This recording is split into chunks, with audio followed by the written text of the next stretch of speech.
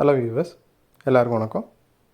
நாம் இந்த வீடியோவில் 13th February 2026 மார்க்கெட் அப்டேட்டை பார்க்கலாம். அப்புறம் ஸ்டாக்ஸில் இதெல்லாம் டாப் கெய்னர்ஸ், எல்லாம் டாப் லூசர்ஸ், இது எல்லா டீட்டெயில்ஸும் நம்ம இந்த வீடியோவில் பார்க்கலாம். ஃபஸ்ட்டு அந்த மார்க்கெட் அப்டேட்டை பார்த்துடலாம். நிஃப்டி பார்த்திங்கன்னா 336 பாயிண்ட் வந்து விழுந்திருக்குது. ஏறக்குறைய 1.3% வந்து நிஃப்டி வீழ்ச்சி அடைஞ்சிருக்குது. ரீசெண்டாக நிஃப்டி வந்து எவ்வளோ கெயின் பண்ணிச்சோ அது எல்லாத்தையுமே ஏறக்குறைய வந்து இழந்துருச்சு. இதுக்கு முக்கியமான காரணம் ஐடி ஸ்டாக்ஸில் நடந்த அந்த ஒரு மேசிவ் செல் ஆஃப் தான். அது மட்டும் இல்லாமல் ஹெவி வெயிட்ஸான, அதாவது நம்ம நிஃப்டி 50 இருக்கிற முக்கியமான பெரிய கம்பெனிஸான இன்ஃபோசிஸ், டிசிஎஸ், இது வந்து ரொம்ப சிக்னிஃபிகண்டான அளவுக்கு விழுந்தது வந்து மார்க்கெட்டை வந்து இந்த அளவுக்கு நிலைகுலை வச்சுருக்குது. அது மட்டும் இல்லாமல் ஹிண்டால்கோ பார்த்திங்கன்னா அவங்களோட ரிசல்ட்டை ப்ரொவைட் பண்ணியிருந்தாங்க. அதில் 45% வந்து ப்ராஃபிட் வந்து விழுந்திருக்குது. இதுவும் ஒரு முக்கியமான காரணம் நிஃப்டி வந்து இந்த அளவுக்கு சரிஞ்சதுக்கு. நிஃப்டியோட ஆர்எஸ்ஐ பார்த்திங்கன்னா 50க்கும் கீழே போயிடுச்சு. அது மட்டும் இல்லாமல் அனலிஸ்ட்லாம் என்ன ரெக்கமெண்ட் பண்ணுறாங்கன்னா செல் அண்ட் ரைஸ் தான் ரெக்கமெண்ட் பண்ணுறாங்க. எப்போல்லாம் மார்க்கெட் வந்து ரைஸ் ஆகுதோ அப்போல்லாம் செல் பண்ணுறது தான் வந்து இப்போதைக்கு ஒரு நல்ல முடிவாக இருக்கும் அப்படின்னு அவங்க நம்புகிறாங்க. அது மட்டும் இல்லாமல் 25,400 வந்து ஒரு நல்ல சப்போர்ட் இருக்குது. ஒருவேளை அது வந்து ப்ரோக் ஆச்சுன்னா கேப் ஃபில்லிங் வந்து நடக்கும் அப்படின்னு சொல்கிறாங்க. ஸோ அப்படி நடந்துச்சுன்னா 25,100 வரைக்கும் மார்க்கெட் வந்து விழுறதுக்கு வாய்ப்புகள் அதிகமாக இருக்குது. இப்போதைக்கு பார்த்திங்கன்னா 25,800 தான் அடுத்த புல்லிஷ் மூமெண்ட்டை வர்றதுக்கான வாய்ப்புகள் இருக்குது. நிஃப்டி பார்த்திங்கன்னா மேஜர் மூவிங் ஆவரேஜஸான 100, 50, 25க்கு கீழே தான் வந்து ட்ரேட் ஆகிட்டுருக்குது. 200 மூவிங் ஆவரேஜ் மட்டும்தான் இப்போதைக்கு வந்து நிஃப்டிக்கு மேலே இருக்குது. ஸோ அதுவும் ப்ரோக் ஆச்சுன்னா நிஃப்டி இன்னும் சரிகிறதுக்கான வாய்ப்புகள் நிறைய இருக்குது. அப்புறம் டாப் கெய்னர்ஸில் பார்த்திங்கன்னா ஃபஸ்ட் வந்து பஜாஜ் ஃபினான்ஸ் இருக்குது. 25 பாயிண்ட் வந்து ரேலி ஆகிருக்குது. பஜாஜ் ஃபினான்ஸில் பார்த்திங்கன்னா வேறு எந்த பெரிய நியூஸும் இல்லாத போதும் அதோட டெலிவரி வால்யூம் பார்த்திங்கன்னா 130% வந்து அதிகமாக இருக்குது. இது வந்து ஏதோ ஒரு பெரிய இன்ஸ்டிடியூஷன் தான் வந்து இந்த ஸ்டாக்ஸை வந்து பை பண்ணுறத காட்டுது. ஒரு இன்ஸ்டிடியூஷனோ இல்லை மல்டிபிள் இன்ஸ்டிடியூஷனோ, ஆனால் பெரிய பெரிய இன்ஸ்டிடியூஷன்ஸ் தான் வந்து இந்த ஸ்டாக்கை பை பண்ணுறதை வந்து பார்க்க முடியுது. அதனால தான் பார்த்திங்கன்னா டெலிவரி வால்யூம் வந்து இந்த அளவுக்கு 130% வந்து இன்க்ரீஸ் ஆகிருக்குது.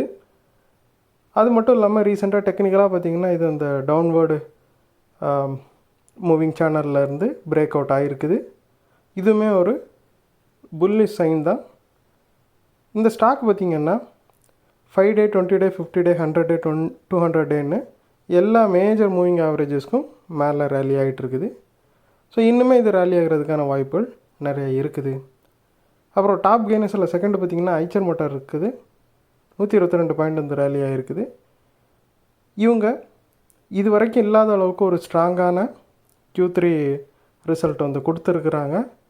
அது மட்டும் இல்லாமல் ஒரு 958 கோடி அளவுக்கான கெப்பாசிட்டி எக்ஸ்பென்ஷன் பிளானையும் வந்து அவங்க சொல்லியிருக்கிறாங்க. இது பார்த்திங்கன்னா ரொம்பவே புல்லிஷ் மூமெண்டத்தை வந்து இந்த ஸ்டாக்குக்கு கொடுத்துருக்குது. இது புதிய 52 வீக் ஹையையும் அது மட்டும் இல்லாமல் ஆல் டைம் ஹையையுமே வந்து இது அச்சீவ் பண்ணியிருக்குது.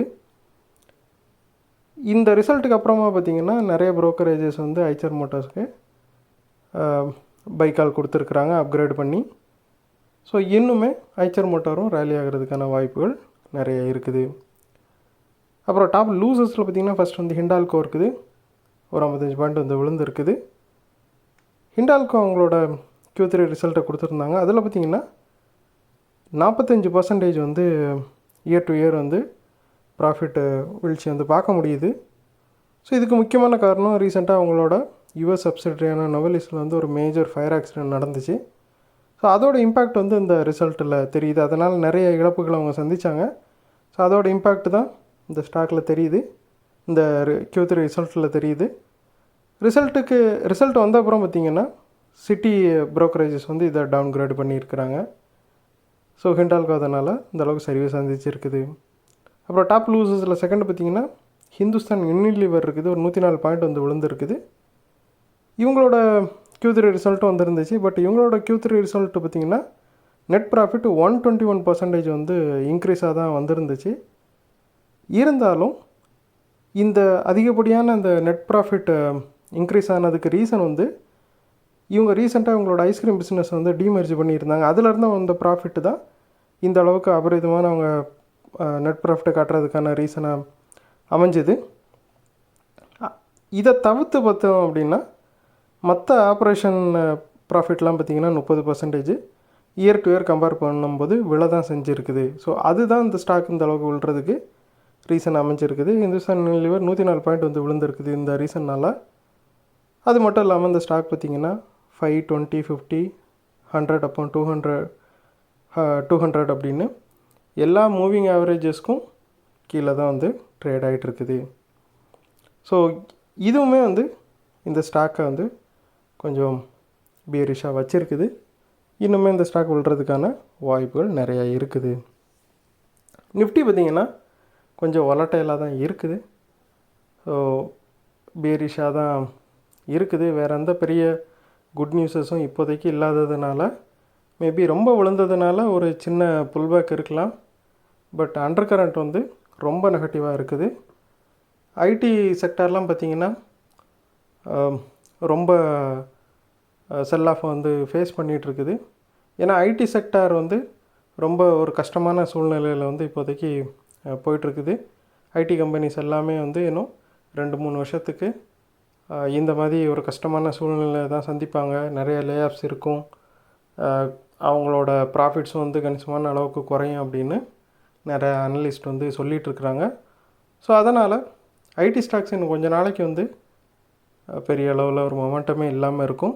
மற்ற செக்டார்ஸ் தான் நிஃப்டியாக வந்து ரேலி பண்ண வைக்கிறதுக்கு காரணமாக அமையலாம். ஸோ இந்த வீடியோவில் உங்களுக்கு கொடுத்த இன்ஃபர்மேஷன்ஸ் எல்லாம் கண்டிப்பாக ஹெல்ப்ஃபுல்லாக இருந்திருக்கும் நான் நம்புகிறேன்.